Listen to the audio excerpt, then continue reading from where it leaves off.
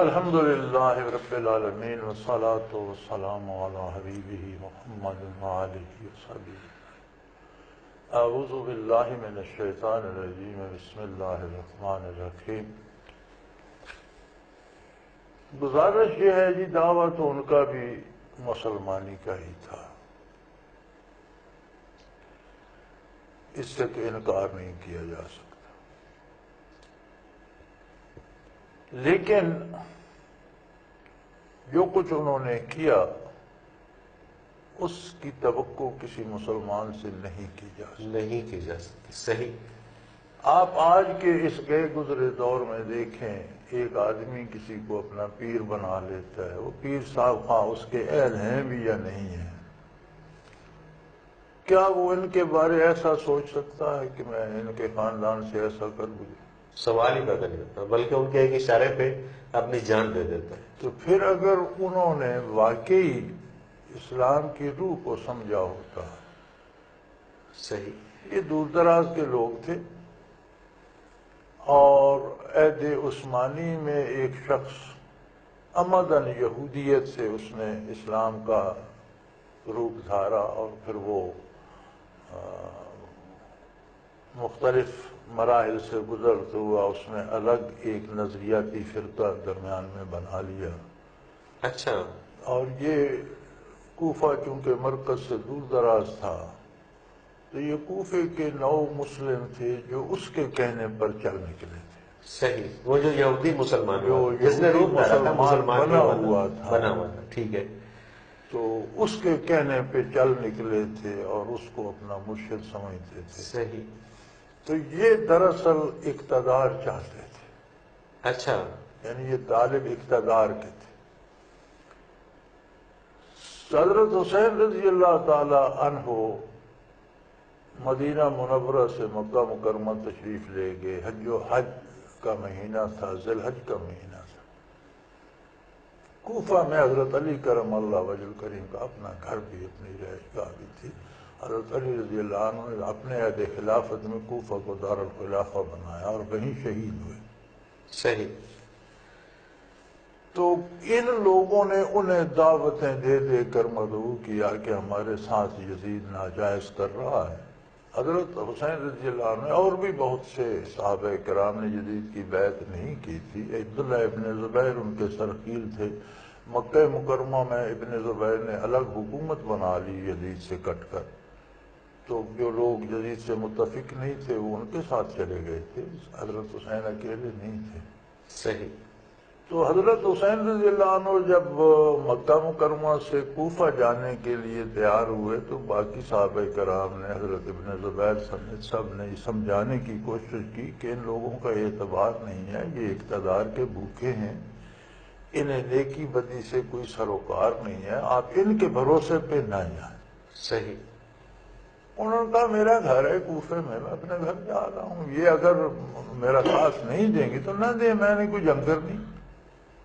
ورنہ آپ خود سوچیں کہ حج کا موقع ہو، ساری دنیا کے مسلمان مکہ مکرمہ میں ہوں اور نواز رسول جہاد کا اعلان کرے تو صرف بیوی بچوں کو اور 50-60 بندوں کو لے کے چلا جائے. بالکل بالکل صحیح بات ہے کہ اس میں تو لاکھوں ان کے ساتھ جانے رسول کے چاہیے، ساتھ تو پھر لاکھوں جانے چاہیے. لاکھوں، ایسی کوئی بات نہیں. مطلب کہیں پہ بھی جنگ کا کوئی عنصر شامل نہیں یہ تھا. جو کربلا ہے، بڑی عجیب بات یہ ہے کہ یہ کربلا مکہ مکرمہ اور کوفے کے راستے میں نہیں ہے. اچھا. کربلا کوفے اور دمشق کے راستے میں ہے. کوفے سے جو راستہ دمشق کو جاتا ہے اس پر کربلا ہے. اچھا. تو کوفے سے 2-3 منزل پیچھے ابھی حضرت حسین رضی اللہ عنہ کا قافلہ پہنچا تھا تو یزید نے کوفے کا گورنر بدل دیا. اچھا. اپنی مرضی کا ایک اور گورنر بھیجا کہ یہ بغاوت نہ ہو جائے، انہیں روکا جائے. کوئی فوج باہر سے نہیں آئی. صحیح. اس گورنر نے انہیں ڈرایا دھمکایا اور کہا سب کے سر قلم کر دوں گا. حضرت عقیل رضی اللہ عنہ کو شہید کر دیا. تو انہیں تو اقتدار جو وہ حکومت کے ساتھ ہو گئے. وہی لوگ جو بلانے والے تھے انہی کا 1000 کا لشکر آپ کا راستہ روکنے کے لیے راستے میں پہنچ گیا. صحیح. اور کہا یزید کی بیعت کریں. انہوں نے کہا بھی یزید کی بیعت میں تمہارے کہنے پر کیوں کروں؟ میں نے مدینہ منورہ میں نہیں کی، مکہ مکرمہ میں نہیں کی، تو یہاں میں تمہارے کہنے سے کیوں کروں؟ یہ جھگڑا اس طرح بڑھا کہ حضرت حسین نے فرمایا اچھا ایسا کرو، میری تمہاری کوئی جنگ نہیں ہے، تم نے مجھے بلایا تھا، میں آ رہا تھا، میں نے اپنے گھر، تم نے ساتھ نہیں دینا نا تو میں اپنے گھر چلا جاؤں گا.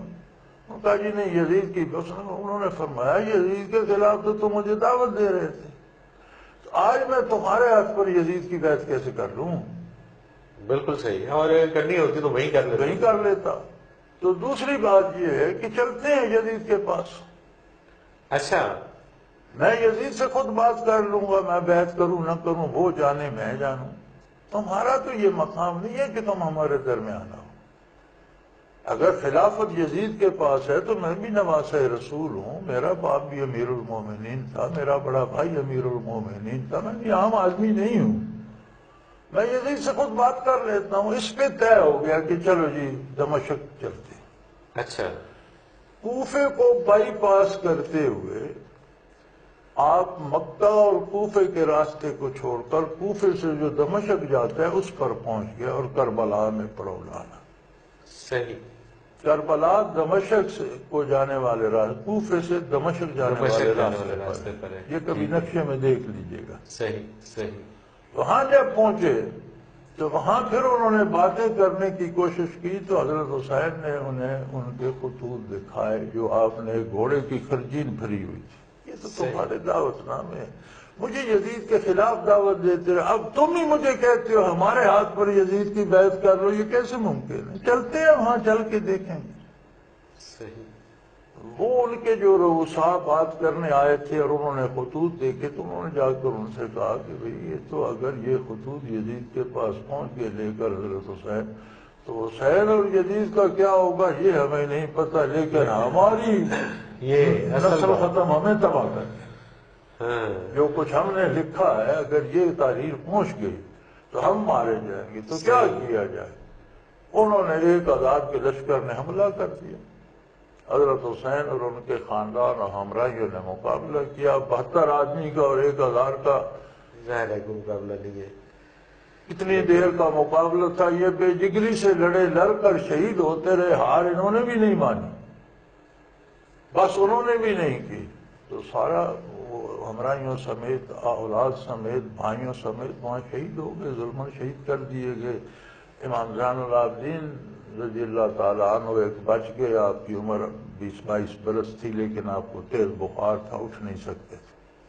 صحیح. اس وجہ سے حضرت حسین کی نسل سے صرف ایک امام زین العابدین بچ گئے، جو بعد میں مدتوں اپنی عمر طبی پوری کر کے ضعیف ہو کر ان کا دنیا سے وصال ہوا، مدینہ منورہ میں رہے ساری عمر.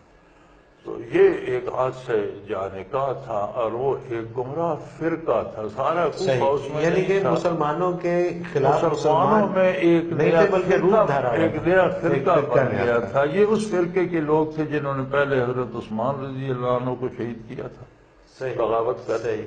صحیح. پھر حضرت علی نے ان پر کنٹرول کیا، جنگیں لڑ کر صفین میں.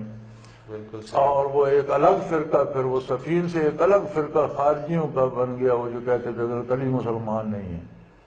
صحیح. بالکل صحیح. تو اس کے بعد یہ وہی فرقہ تھا جس سے خارجی نکل کر الگ ہو گئے اور یہ چلتا رہا. اور یہی پھر یہ چونکہ اقتدار کے بھوکے تھے تو انہوں نے دیکھا کہ حضرت حسین آ جائیں اور ہم لوگ ساتھ ہو جائیں تو یزید سے اقتدار چھین لیں گے، کیونکہ حضرت حسین تو اصولی بنیاد پر بیعت نہیں کر رہے کہ تم اس قابل نہیں ہو کہ مسلمانوں کا امیر تمہیں مانا جائے. بالکل صحیح. اور اس میں حضرت حسین اکیلے نہیں تھے، بہت سے صحابہ تھے. یزید کے زمانے میں مکہ مکرمہ کی حکومت الگ رہی، پھر اس کے بعد مروان آیا، مکہ مکرمہ کی حکومت الگ رہی. مروان کے مرنے کے بعد اس کا بیٹا ولید آیا، تو ولید کے زمانے میں بھی الگ حکومت رہی. عبد الملک آیا، عبد الملک بن مروان، تو اس کے زمانے میں حجاج بن یوسف نے مکہ مکرمہ فتح کیا. صحیح. اور پھر اس سلطنت میں شامل کیا، ابن زبیر شہید ہوئے. بالکل صحیح. تو دو بادشاہ تھے تو الگ رہی یزید کی بھی، اور ایک حکومت اس کے بعد مروان کی حکومت میں تو الگ رہی. الگ رہی. بالکل، وہ تو ایک لمبی تاریخ ہے. تو یہ دبا اسلام پر تو نہیں آتا، بالکل صحیح۔ اسلام کے نام پر جو گمراہ فرقے بنے ان پر آتا ہے۔ اور آج بھی اسلام کے نام پر بے شمار فرقے ہیں۔